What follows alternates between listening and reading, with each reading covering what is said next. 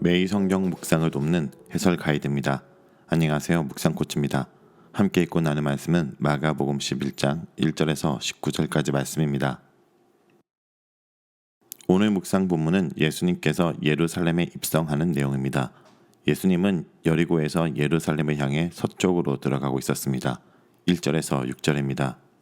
그들이 예루살렘에 가까이 와서 감람산 벳바게와 베다니에 이르렀을 때 예수께서 제자 중 둘을 보내시매 이르시되 너희는 맞은편 마을로 가라. 그리로 들어가면 곧 아직 아무도 타보지 못한 나귀 새끼가 매어 있는 것을 보리니 풀어 끌어오라. 만일 누가 너에게 왜 저렇게 하느냐 묻거든 주가 쓰시겠다 하라. 그리하면 즉시 이리로 보내리라 하시니니 제자들이 가서 본즉 나귀 새끼가 문 앞 거리에 매어 있는지라. 그것을 푸니 거기 서 있는 사람 중 어떤 이들이 이르되 나귀 새끼를 풀어 무엇 하려느냐 하며 제자들이 예수께서 이르신 대로 말한데 이에 허락하는지라. 예수님은 예루살렘에 입성하기 전에 제자들에게 나귀를 가져오라고 명령하셨습니다. 이것은 예수님이 모든 것을 준비하시고 계획하셨다는 것을 알 수 있는 부분입니다.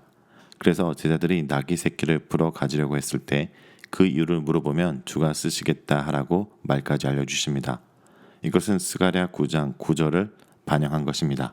예수님께서 나귀를 타신 행위는 겸손하고 평화로운 왕의 모습으로 사람들이 기대하던 군사적 메시아와는 전혀 다른 메시아로 오셨음을 보여줍니다.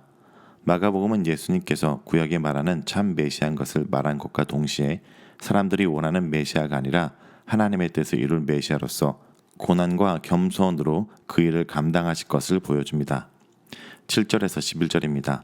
나귀 새끼를 예수께로 끌고 와서 자기들의 겉옷을 그 위에 얹어 놓음에 예수께서 타시니 많은 사람들은 자기들의 겉옷을 또 다른 이들은 들에서 벤 나무 가지를 길에 펴며 앞에서 가고 뒤에서 따르는 자들이 소리 지르며 호산나 찬송하리로다 주의 이름으로 오시는 이여 찬송하리로다 오는 우리 조상 다윗의 나라여 가장 높은 곳에서 호산나 하더라. 예수께서 예루살렘에 이르러 성전에 들어가사 모든 것을 둘러보시고 때가 이미 저물매 12 제자를 데리시고 베다니에 나가시니라. 아무도 타지 않았던 나귀 새끼였기 때문에 제자들은 급히 안장 대신 겉옷을 놓았습니다. 이 모습은 열왕기상 1장 32절에서 48절에 솔로몬 왕이 다윗의 당나귀를 타고 예루살렘으로 들어온 것과 유사한 모습입니다. 자, 그런데 예수님께서 나귀에 오르는 순간은 마가복음 전체에서 처음으로 예수님이 걷는 대신 짐승을 타는 극적인 순간입니다. 또한 가이사라 빌립보에서 베드로가 그를 메시아라 고백한 것을 부정하지 않는 것 다음으로 공적으로 메시아적인 왕으로서 대중 앞에 나서는 순간이기도 합니다. 사람들은 나무 가지를 놓았습니다. 그들이 나무 가지를 잘라서 갖다 놓은 것은 주전 164년에 유다 마카비가 예루살렘으로 들어올 때 받았던 환영의 모습과 비슷한 것이었습니다. 당시 그가 영웅으로 환영받았던 것은 더럽혀진 성전을 청소하고 다시 새롭게 봉헌했기 때문입니다.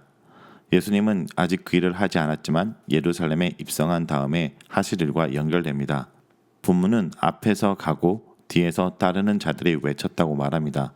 이 장면은 예수님이 환영하는 인파에 둘러싸이는 모습을 생생하게 보여주고 있습니다. 10절에서 우리 조상 다윗의 나라라는 표현 중 조상이라는 단어는 문자적으로 아버지라는 뜻입니다. 다윗을 아버지라 부르는 것은 예수님이 다윗의 자손이라는 것을 다른 면에서 보여주며 또 다른 한편 메시아로서 정체성을 나타내는 것입니다. 가장 높은 곳에서 호산나라는 표현은 욥기 16장 9절과 시편 148편 1절을 근거로 한 찬양입니다. 그 의미는 가장 높은 곳에 계시는 하나님께 구원을 해달라고 간구하는 것입니다. 무리가 가지고 있던 메시아에 대한 소망과 기대를 여기서 볼 수 있습니다. 11절에서는 이제 많은 무리의 떠들썩한 모습은 사라지고 예수님과 제자들만 등장합니다. 예수님은 바로 성전으로 향하시고 둘러보시는데 이 모습은 다음날 성전의 더럽혀짐에 분노하셨던 모습과 연결되는 지점입니다. 그 다음 날이 되었습니다. 예수님은 시장하셔서 멀리 있는 한 무화과 나무로 다가가십니다. 12절에서 14절입니다. 이튿날 그들이 베다니에서 나왔을 때 예수께서 시장하신지라 멀리서 잎사귀에 있는 한 무화과 나무를 보시고 혹 그 나무에 무엇이 있을까 하여 가셨더니 가서 보신즉 잎사귀 외에 아무것도 없더라. 이는 무화과의 때가 아님이라. 예수께서 나무에게 말씀하여 이르시되 이제부터 영원토록 사람이 내게서 열매를 따 먹지 못하리라 하시니 제자들이 이를 듣더라. 본문은 예루살렘 입성 둘째 날 약 3km 정도 거리의 베다니에서 예루살렘 도성으로 향하기 시작했을 때 예수님이 시장했다라고 말하는데 마가복음에서 유일하게 예수님의 배고픔을 언급하고 있습니다. 그러므로 이것은 단순히 예수님의 배고프심과 지치심에 관심이 있는 것이 아니라 무화과를 통해서 무언가 말씀하시기 위한 의도가 있다는 것을 보여줍니다. 그리고 무엇보다 마가복음에서는 무화과 나무에 관련된 이야기 사이에 성전 청결 사건을 끼워 넣습니다. 그래서 열매 맺지 못하는 무화과와 성전에서 했던 예수님 행동을 연결하고 있습니다. 예수님은 잎사귀만 무성하고 열매가 없는 무화과 나무를 저주하시는데 이것은 상징적으로 이스라엘과 하나님의 심판을 보여주는 이야기입니다. 무화과 나무가 이스라엘을 상징하는 것은 분명합니다. 열매를 맺지 못하는 무화과 나무와 포도나무의 이미지가 구약에서 자주 이스라엘의 영적 실패를 나타내는 메타포로 사용되곤 했습니다. 예수님이 무화과 나무가 열매를 맺을 때도 아닌데 열매가 없다고 저주했다고 말하고 있는 것은 예수님의 이상한 행동을 강조하는 것이 아니라 이 행동이 무화과 나무 자체를 향하고 있는 것이 아니라 이스라엘을 향한 상징적인 행동이라는 것을 보여주는 것입니다. 15절에서 19절은 예수님이 성전에서 상행위를 중지시킨 것에 대한 기록입니다. 15절에서 19절입니다. 그들이 예루살렘에 들어가니라. 예수께서 성전에 들어가사 성전 안에서 매매하는 자들을 내쫓으시며 돈 바꾸는 자들의 상과 비둘기 파는 자들의 의자를 둘러엎으시매 아무나 물건을 가지고 성전 안으로 지나다님을 허락하지 아니하시고 이에 가르쳐 이르시되 기록된 바 내 집은 만민이 기도하는 집이라 칭함을 받으리라고 하지 아니하였느냐. 너희는 강도의 서구를 만들었도다 하시매 대제사장들과 서기관들이 듣고 예수를 어떻게 죽일까 하고 깨하니 이는 무리가 다 그의 교훈을 놀랍게 여김으로 그를 두려워함이로라. 그리고 날이 저물어 그들이 성 밖으로 나가더라. 예수님이 성전에서 한 행동을 보면 성전 청소라고 부르고 있으나 이 사건을 무화과 나무 저주 사건과 연결지어 말한다면 성전 심판이라는 말이 더 잘 어울립니다. 예수님은 성전을 청소함으로써 성전 개혁을 하기 원했던 것이 아닙니다. 예수님은 마치 구약의 선지자들이 말로 한 예언들을 사람들이 들으려고 하지 않을 때 행동으로 보여주었던 것처럼 성전을 향한 하나님의 심판을 몸소 행동으로 보여주신 것입니다. 예수님이 집중적으로 행동을 통해 보여준 것은 성전 기능 중 세 가지에 대한 면입니다. 첫째, 성전의 재정적인 근원을 뒤집어 엎습니다. 만약 성전의 기능을 가능케 하는 재정이 끊어진다면 성전의 제사와 제사장들의 역할은 끝이 나게 됩니다. 둘째, 제사에 쓰일 짐승을 사고 파는 것을 중지시켰습니다. 만약 이 짐승 등을 살 수 없다면 제사가 중단될 것입니다. 셋째, 성전의 물건을 가지고 성전 안으로 왕래하는 것을 중지시켰습니다. 성전 물건 즉 직기들을 가지고 다닐 수 없게 된다면 모든 의식이 중단될 것입니다. 요약하면 성전의 기능에 사형 선고를 내린 것입니다. 그래서 예수님의 행동은 성전을 향한 하나님의 심판을 몸소 보여준 것입니다. 예수님의 행동에 이어 그의 가르침을 보면 왜 그 행동이 하나님의 심판인지가 분명해집니다. 먼저 이사야 56장 7절의 인용은 이사야 56장 1절에서 8절에 나와 있는 하나님의 성전을 향한 본래 의도를 보여주는 것입니다.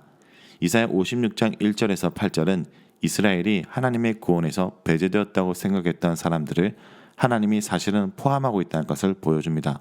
즉 하나님께 연합한 이방인, 언약을 붙잡은 고자, 이스라엘의 쫓겨난 자 등 모든 사람들이 기도하는 집이 바로 성전의 원래 모습이었습니다.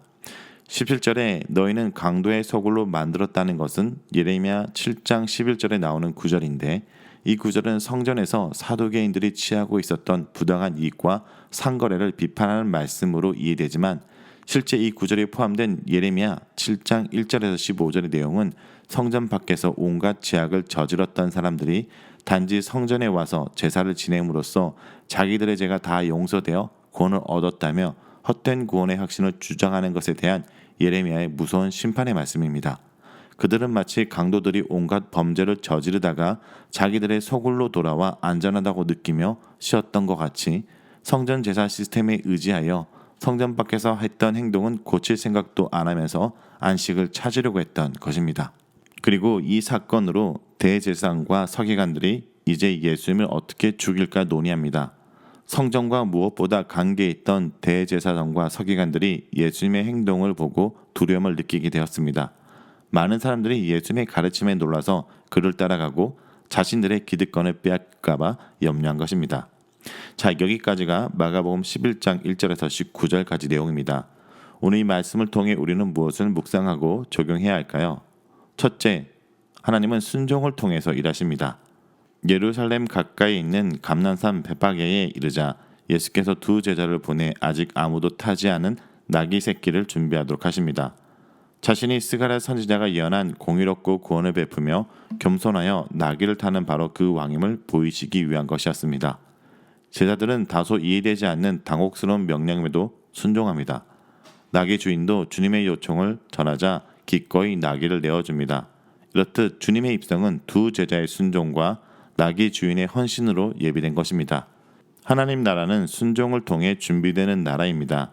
주님의 사람은 받들기 힘든 명령도 순종으로 이행합니다. 주님을 사랑하기에 자신을 내어주는 희생을 감수합니다.